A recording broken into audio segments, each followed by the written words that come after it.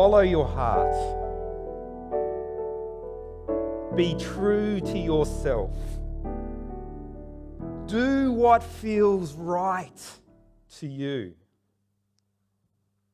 You do you. They're phrases that have become ingrained in our culture. Lines and lyrics from our favourite flicks, pop songs and influences. Cultural creeds we believe in. Modern day proverbs we live by. The phrases vary, but the advice is the same. What do you do when you are swooned by that girl? Desperate for that career? Or captivated by the latest Apple product? Don't listen to anybody else. Just do what you really wanted to do in the first place. Listen to yourself. Your truth will always steer you right. Surrender to your desires and you'll be happy and fulfilled. Resist them and you'll be living a lie. Live any way you want to live because you know what is best. These popular creeds sound simple, beautiful, liberating, and they are so tempting to believe, except they're not true. As Rod mentioned earlier, we are working our way through the book of James. And over the last few weeks, we've been looking at the lies we live by and the way that God speaks into our situation and untangles the mess and leads us in how to live. Last week, we looked at the lie, words will never hurt me. And the truth is, words can hurt you. And they can hurt others too. What we say does matter. And real faith shows itself in what we say and how we say it. I wonder how you've gone this week living out your faith through the words that you've spoken to others. Tonight we're in the same chapter from James, but looking at a different lie we let rule our lives. The lie, I know what is best. And James knows from personal experience that life is hard. That's what he says at the very beginning of his letter. We all face trials and troubles and temptations of many kinds. And James also knows that we live as fractured people with big inconsistencies in our character. As believers, we all stumble.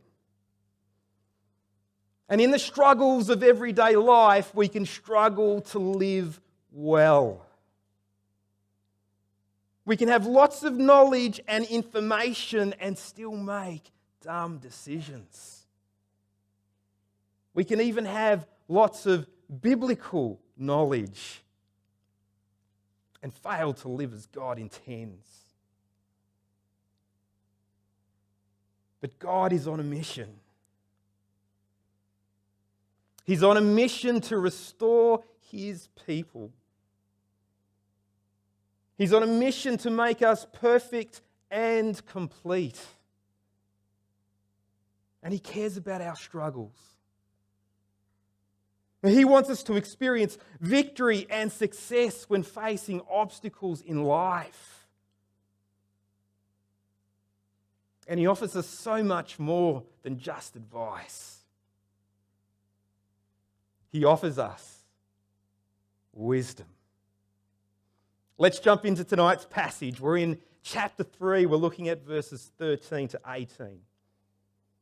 James starts with a question. Who is wise and understanding among you? Who is wise and understanding? It's not a random question. It was directed to the teachers James addressed back in verse 1 of the chapter. The Christian teachers who had knowledge and who we might also expect were wise. It's a good question because it's not just a question for teachers. It's a question for all believers. Why? Because we all need wisdom. We need it, don't we? When you have to make tough decisions. When the choice isn't clear. You need wisdom, don't you? To manage your finances and raise your kids. To choose the right job or person to marry. To deal with conflict. To respond to the challenges in your life. And we often pray for it, don't we? I do. To know what to do. Because often the difficulty isn't discerning between right and wrong. It's knowing the difference between right and almost right. Who is wise and understanding among you? It's a good question. However, the answer isn't as obvious as it might first appear. We all need wisdom, but James is saying that we shouldn't assume we all have it. Even if you're a teacher in the church with lots of knowledge. So what is wisdom and how do you know if you've got it? But we'll come back to the second question a bit later on tonight. Now let's take a few moments to look at what wisdom is in more of a general sense. To start off with, wisdom isn't simply having knowledge. You need knowledge, the right information, the facts, truth. But wisdom and knowledge aren't the same thing. A wise person will be knowledgeable, but a knowledgeable person isn't necessarily wise. And that's because you need more than knowledge to have wisdom. You also need to have understanding. And that's the ability to translate meaning from the truth and facts and information. To understand the significance, the implications and possible applications of that knowledge. Understanding takes knowledge and then says, how do I best apply it to my life? And then finally, you must apply it. You apply what you know and understand. You understand what you need to do, why you need to do it, and then you say, here's what I'm going to do. And then you do it. Who is wise and understanding among you? Let them show it by their good life, by deeds. It's a rhetorical question. Actually, it's more of a challenge. And James is saying, you say you have wisdom and understanding? Okay, show me. Show me your wisdom by how you live. If you have wisdom, what you know and understand will be consistent, not just with what you say, but also with what you do. We heard James say the same thing about faith a couple of weeks ago. You say you believe in Jesus, then show me your deeds. Demonstrate it. Real faith bears good fruit. But it isn't just wisdom we need. It's a certain kind of wisdom. And James goes on to show us that there are two kinds. There is wisdom that comes from God, and there is wisdom that comes from the world. And godly wisdom and worldly wisdom are not the same thing. They are two very different angles of vision for seeing everything. Two opposing strategies for negotiating life. One will steer you in the right direction. The other will lead you in the opposite direction. One we should do all we can to avoid. And the other we should do all we can to get. And what James does for us in our passage tonight is teach us how to tell the difference between the two. He wants us to identify which type of wisdom we're applying to our own lives. Because there are only two ways to live. And if you're not applying one type of wisdom in your life, you're applying the other. So let's have a look at worldly wisdom first. And let's see if we can identify it in our own lives. And James gives us a picture of this type of wisdom in verses 14 to 16. Let's have another read. But if you harbour bitter envy and selfish ambition in your hearts, do not boast about it or deny the truth. Such wisdom does not come down from heaven, but is earthly, unspiritual, demonic. For where you have envy and selfish ambition, there you find disorder and every evil practice. Worldly wisdom doesn't come from heaven. It's not from God. It uses the knowledge and understanding of the world and applies it to everyday life. It puts me at the centre and says, I know what is best. Do you want to know if you've bought into the world's wisdom? Well, James says, take a look at how you live. Check out how that type of wisdom influences your motivations and conduct. They're like a mirror that show you the true nature and impact of the wisdom that you've taken in. Here's a sign that you've bought into worldly wisdom. You are consumed with bitter envy or jealousy that drives selfish ambition. Here James is talking about the sort of person who is bitter and resentful of others because they've got stuff that you don't.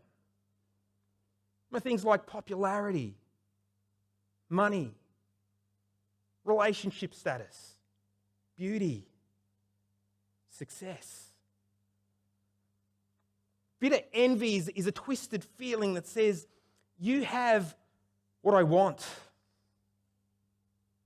And because of that, I don't like you anymore.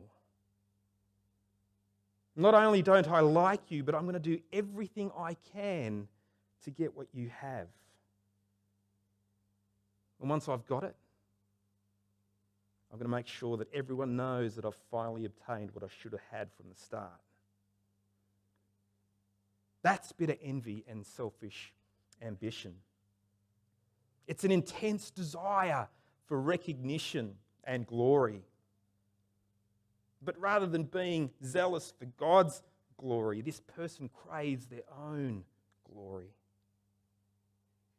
And it leads to relational conflict in the church and in our lives. And James is saying, if we're claiming to be wise, if we're claiming to have faith, if we're claiming to be children of God, why do our lives show jealousy and selfishness? It doesn't make any sense. This kind of so-called wisdom, James says, is earthly. It's spiritual, demonic. It's earthly. It's materialistic. It's temporary. Earthly wisdom prioritizes your own wealth and health and happiness. Earthly wisdom says, get all you can now because you only live once. Eternity doesn't matter. God is irrelevant. What you want is the measure of what matters. What you enjoy is the measure of what is good. It's unspiritual. It's driven by flesh, by emotions, by feelings, that part of you that hungers and lusts and craves and desires something apart from God. This person is guided by their own desires rather than by the Holy Spirit. It's their will, not God's will, that really matters. Unspiritual wisdom ignores God and pursues pleasure instead. It's demonic. James appears to be saying that this sort of wisdom that leads to bitter envy and selfish ambition and arrogant boasting, it's not just of human origin. It's demonic in nature and origin. This is how demons think and behave. And they love nothing more than seducing people into thinking and acting like they do. That's pretty strong language. Don't know about you, but I don't necessarily jump to call my jealousy and selfish ambition demonic. But it is. If your life is about jealousy and selfish ambition, if your life is about the here and now, if it's about saying yes to your own desires and no to what God desires, then you are living your life by worldly wisdom. Such wisdom, says James, is demonic. Don't be deceived by it. What does worldly wisdom get you? Does it get you success and happiness in the long run? Listen to James in verse 16. Where you have envy and selfish ambition, there you find disorder and every evil practice. Worldly wisdom promises to give us the desires of our heart. Instead, it fills our heart with envy. We're never really satisfied. And it fills our hearts with selfish ambition to do whatever it takes to get what we want. And it leads to boasting. The result of everyone focusing on themselves is disorder. Billions of personal agendas competing and creating chaos. The disruption of God's will and ways for how we should live. Confusion rather than clarity. Chaos rather than purposeful action. But not only disorder, says James, every evil practice too. Selfish living will lead you to hurt someone else to get what you want. And it will also lead you to do immoral things. And this is what we see in our world, isn't it?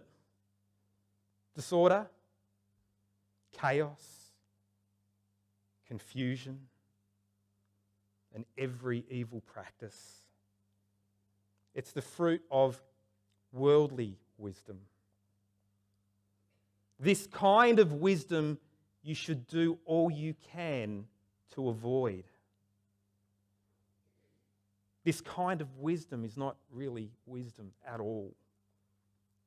Worldly wisdom is false wisdom.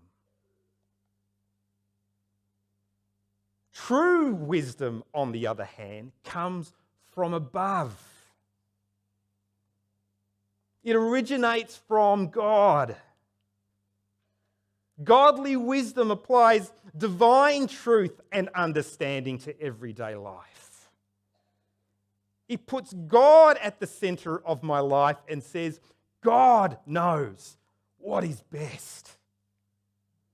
In verse 13, James says, we show that we are truly wise when our actions are marked by the humility that comes from wisdom. Humility to know that God is God and we are not. Humility to know that God knows all and we do not. Humility to know that God can be trusted and that our hearts and minds cannot. A truly wise person knows and understands the fear of the Lord is the beginning of wisdom. That by wisdom the Lord founded the earth, by understanding he created the heavens. That the heart is deceitful above all things.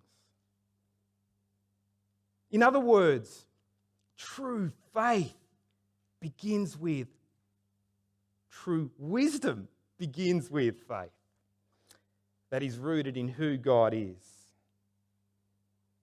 It has confidence that God controls all circumstances, guiding them to his good purposes. True wisdom understands that God designed the world. He's the one who made it. We didn't.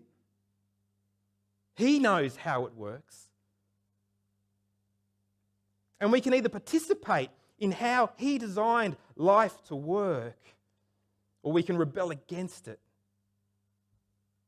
and veer off God's creative design for how things work. True wisdom comes from our recognition that even on our best days, we are flawed and sinful. Our hearts are deceitful. Yet we have faith in a loving and saving God despite our shortcomings. So we choose to follow his path rather than our own or any other. Instead of following our hearts, we guard our hearts. We direct our hearts towards God.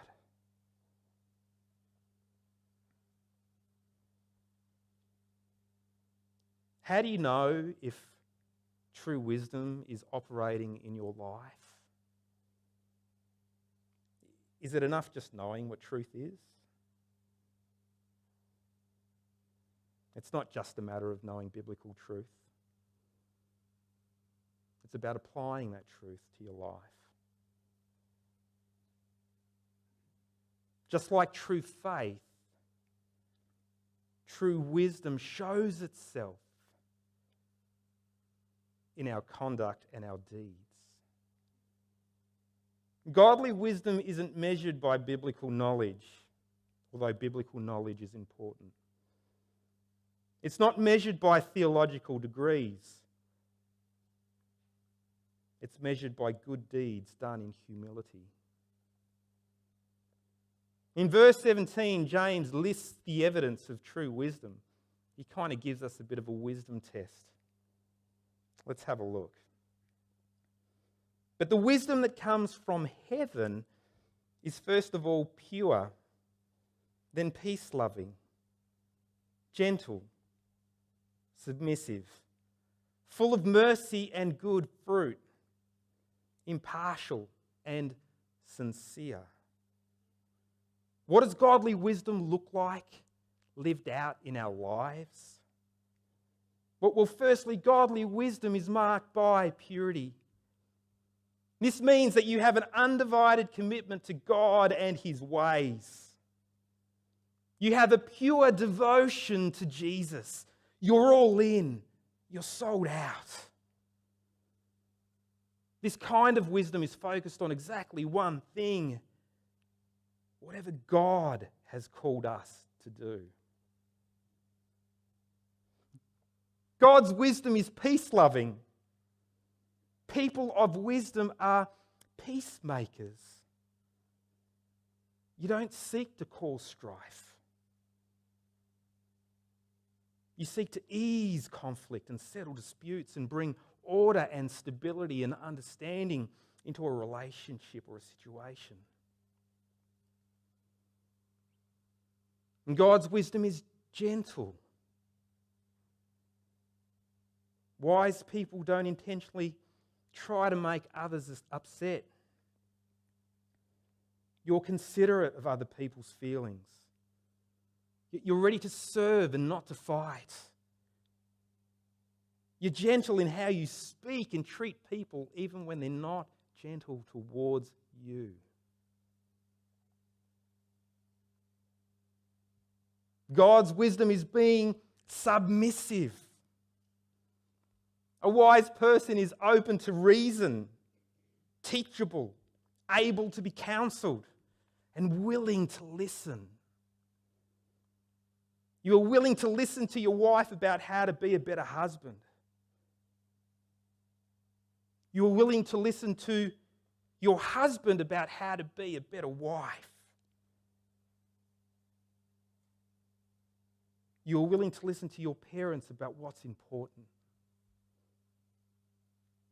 You are willing to listen to your children about what concerns them. And as a result, you're willing to yield, to accept and receive truth. God's wisdom is full of mercy and good fruits. A wise person's life is full of compassion in action. You seek to help those who are needy or in distress with acts of mercy. You will not waste your life. You will be productive, fruitful, useful, helpful. You bless people and lift them up. You love them, encourage them, and support them. The good fruits are not for you. They're for others. God's wisdom is impartial. We've only got this one and another one to go. We heard Tim speak about this a couple of weeks ago. A wise person treats all people the same and resists showing favouritism. You place the same amount of worth, the same amount of love, the same amount of value on all people. And finally, God's wisdom is sincere. You don't need to fake anything to get what you want out of people. These are the marks, the characteristics of godly wisdom operating in your life. This is the wisdom of those who trust God to provide all they need and to continue to give them every good gift. So they don't get wrapped up in things that don't matter. They willingly sacrifice opportunities for more and more money and power and pleasure.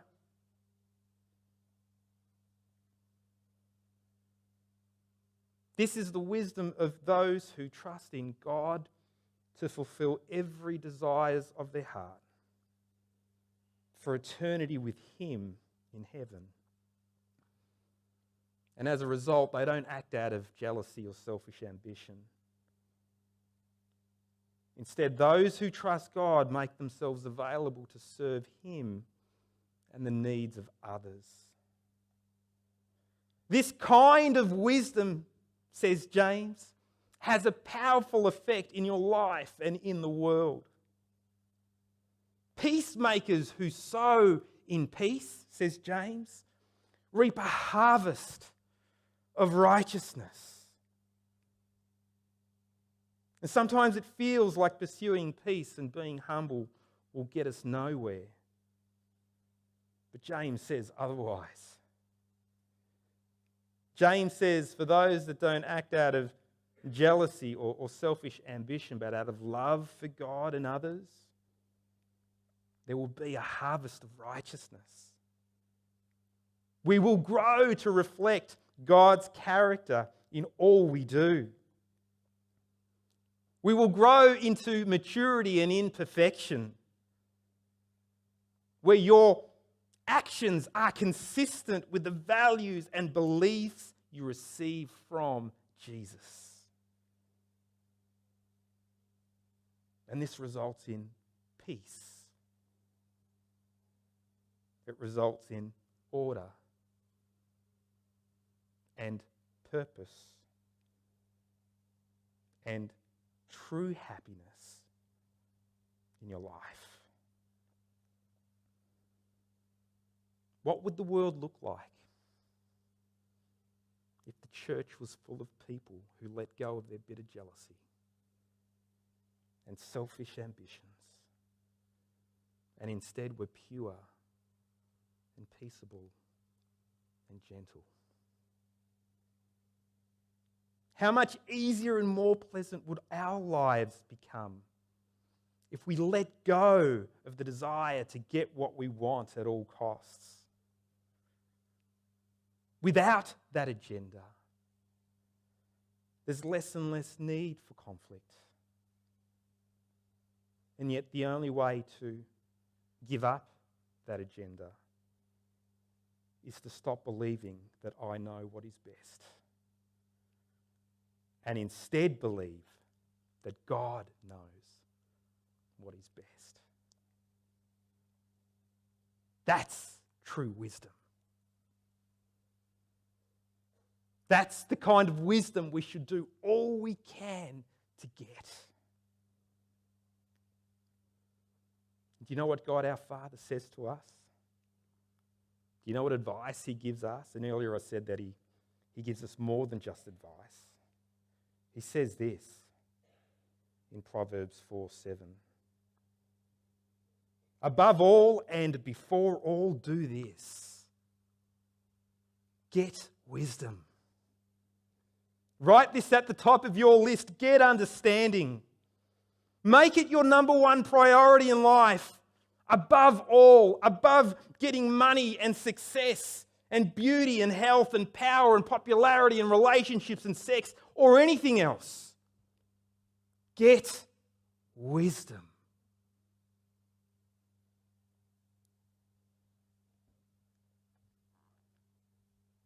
Church, how are you going?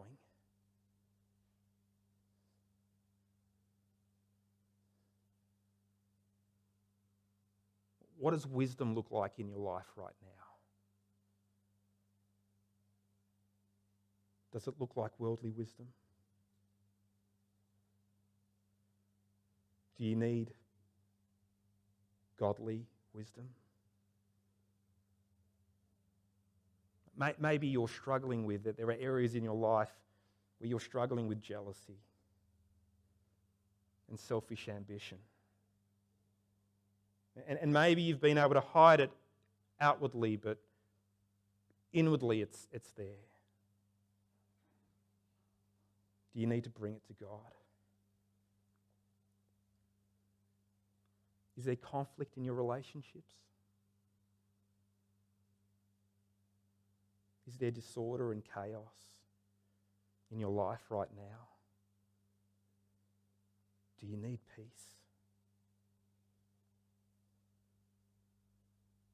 Church, what we believe matters. And what we do matters. Because what you do, because your works reveal what your faith is in. Our behaviours and and actions are the tangible expressions of what we really believe in, of what we really trust in. And we often say that we believe something to be true about God, but our lives show that we don't actually believe it. Demons have a strategy for this world and for this church and for your life. And at the heart of it is to lie to you and to make it sound like the truth. And Satan tries to deceive us into believing lies about God. Believing that God doesn't know what is best and that we do. But Jesus came to dispel lies and reveal truth to us. When Jesus was asked, what must we do to do the works God requires? He responded, the work of God is this, to believe in the one he has sent.